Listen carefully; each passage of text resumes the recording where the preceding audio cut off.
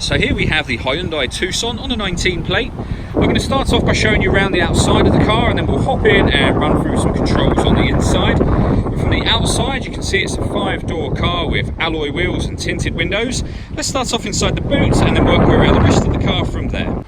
So as we approach the boot, you'll see we have reversing sensors. This car's also got a reversing camera, plenty of boot space as well, along with that 60/40 split folding rear seat.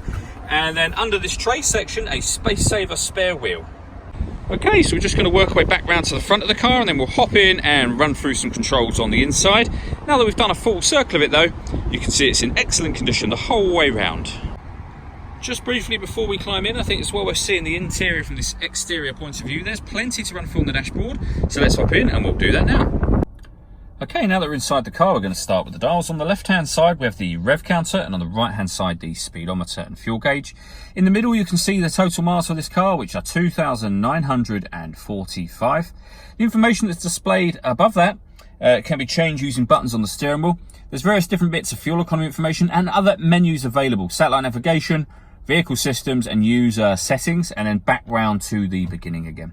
The buttons I was using to do that are just here. We've also got cruise control and speed limiter over that side of the steering wheel. On the left hand side we have stereo and phone controls, including voice activation for the phone. So you can hit that button, ask it to dial anyone in your contacts list, and it'll do that for you without you having to take your phone from your bag or pocket. That is of course once you paired the phone up, which is done over here on the touchscreen. Go to all menus, follow the instructions after you hit that phone icon button just there. Speaking of phones, you'll see that we've got Android Auto and Apple CarPlay available in this car. There's a video showing Apple CarPlay working on our website and on our Facebook page. It's well worth checking that out if you have the chance to. When it comes to radio in this car, we've got DAB, FM and AM.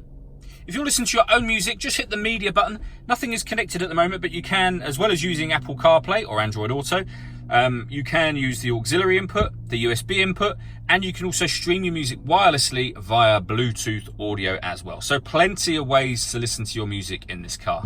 On top of all of that, we've got satellite navigation. Again, there's a video showing that working on our website, and a full color reversing camera with guidelines showing you what direction you're headed in relation to the image that you see on the screen.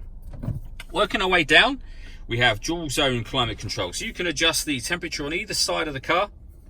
The fan speed in the middle here. You can determine where you'd like the air to be distributed. And when you're happy with those settings, that button turns the air conditioning on and off again, of course. Or you can hit auto, and the car will maintain the temperatures you've asked for by taking full control of the fan speed and the direction of the air. You can hear it doing that now. You can override that at any point in time you wish to. For those colder winter days, we have heated driver and passenger seats, both with 3 different heat settings on each. Under that, we have 2 12-volt charging sockets, as well as the auxiliary and USB inputs.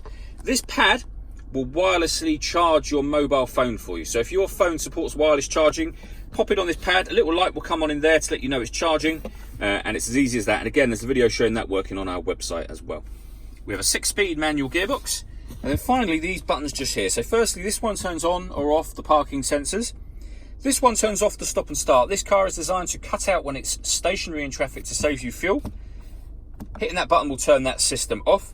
These 2 buttons here, I'll show you up on the dashboard area. So if you know you're going to take the car off road, you can turn downhill brake control on. And the button above that will put the car steering in normal or sport mode. And you can turn both of those off as easily as you turn them back on using exactly the same buttons. All that leaves me to say is thank you for taking the time to watch this video. If you'd like to come and see the car in person and have a test drive, please feel free to call any of our MJA sites. We'd love to hear from you soon.